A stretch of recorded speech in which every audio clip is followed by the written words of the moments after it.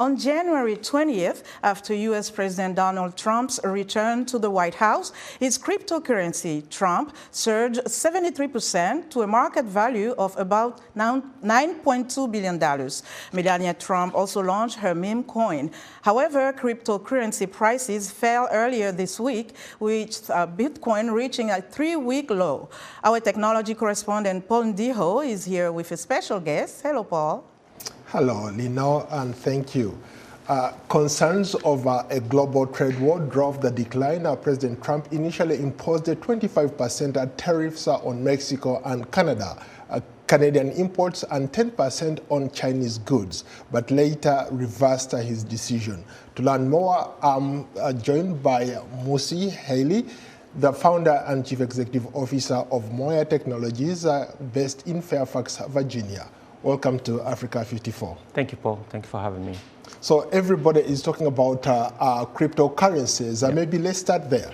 Yeah, I mean, everybody talks about it, whether it's in the US or Africa or anywhere in the world, they talk about it.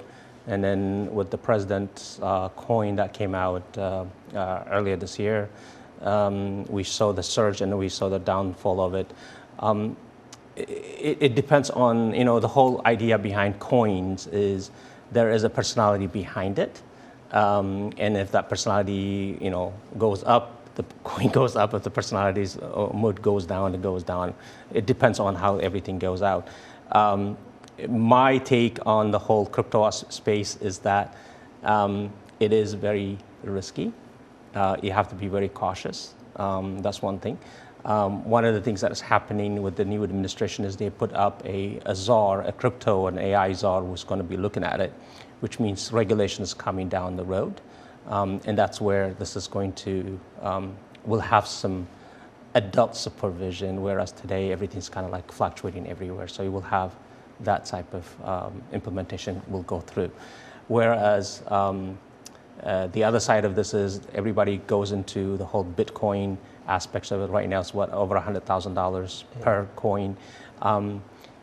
There is following behind that. There's governments that are looking into it, and that's the other thing that's happening as well. I just wanted to do a quick follow-up. You talked about it being risky. You've been in this space for quite a while now. Correct. Personally, I've lost money in Bitcoin. So Correct. What can you tell people out there who want to get into it? Well, it's like going to Vegas. You go to Vegas, you put $1,000, you lose $1,000, you're not going to win, the house is going to win. Whereas cryptocurrency or Bitcoin or whatever coin you're going to, the money that you're investing is not something that you're going to use it for your rent or your mortgage or your car note, whatever it is. It's something that you are willing to lose. If you're willing to lose that money, put it up. Otherwise, don't. And then if you make some money, take the money that you invested and use the house's money to play that coin. If you lose the house money, you lose the house money, but at least you get your investment back.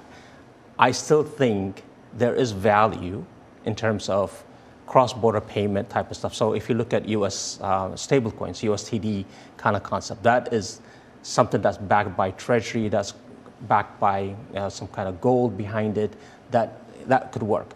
Whereas Bitcoin today, again, it's very risky. I've been on this since 2010. I don't own any Bitcoin. I would by now be a billionaire or whatever, but I don't because I see this very risky.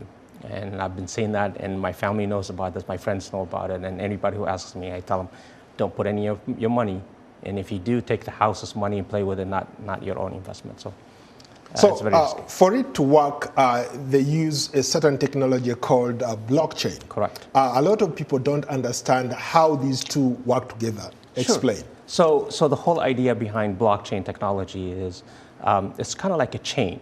You have the regular chain. So when you create a coin, the first initial of it is the core of it, right? That's the block, and then every transaction that happens with it is created as a chain. So you could see where it got initiated and where every step that coin is taken, you can see it transactionally. So transparency is there, right? So where there's a ledger. There's a ledger that transparency is there. Immutable, nobody can change it. Nobody can hack into it. Well, most hacks happen inside anyway. But the idea is you're not going to be able to change this. There's a read-only ledger that people can see it and say, oh yeah, Paul made a transaction of a fraction of a Bitcoin, or bought a pizza, or bought a house, or bought using Bitcoin. You could see that, right? This becomes very, very transparent in terms of, money laundering, whether it is,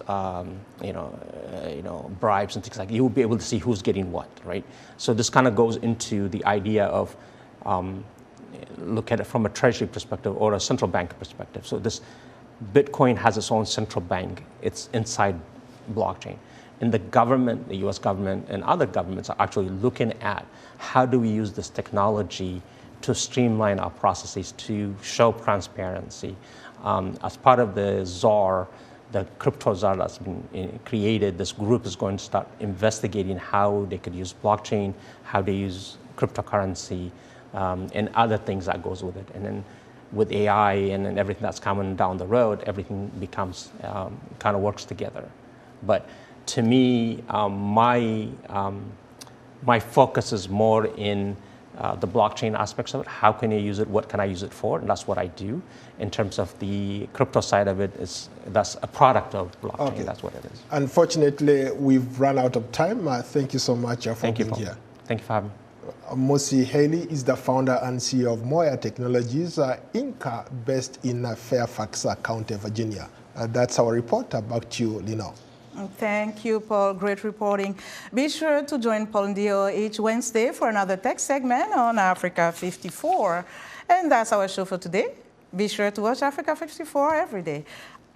I'm Lenore, and thank you for joining us. Goodbye.